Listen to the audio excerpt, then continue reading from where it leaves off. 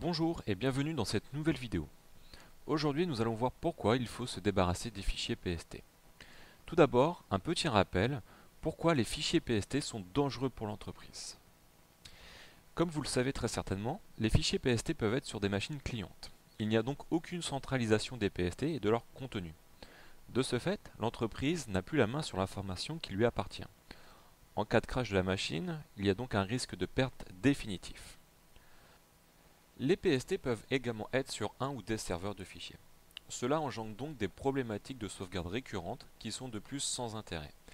Les PST représentent généralement un volume important et donc risquent de saturer à un moment donné l'espace disque.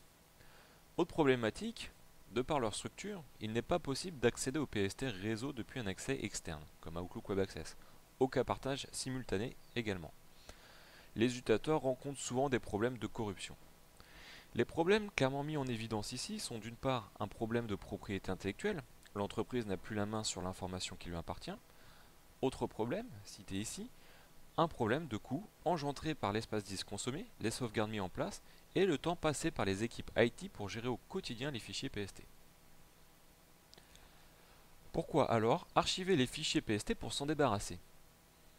Tout d'abord, c'est l'occasion de faire du tri. Pourquoi conserver des PST qui n'ont aucun intérêt pour l'entreprise? Ensuite, c'est l'opportunité de transformer les PST en emails intelligents, des emails qui ne prennent pas d'espace sur le serveur Exchange.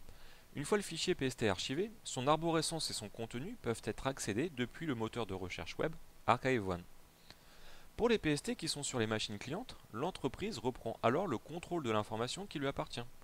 Pour les PST qui sont sur un serveur de fichiers, l'espace disque utilisé est récupéré, il n'y a plus de sauvegarde inutile, plus d'administration des PST au quotidien. C'est aussi la possibilité de régler la problématique PST définitivement avec la mise en place d'une nouvelle politique IT qui interdit la création de nouveaux PST. Si vous souhaitez obtenir plus d'informations ou une démonstration du PST Processor, n'hésitez pas à nous contacter. A très bientôt.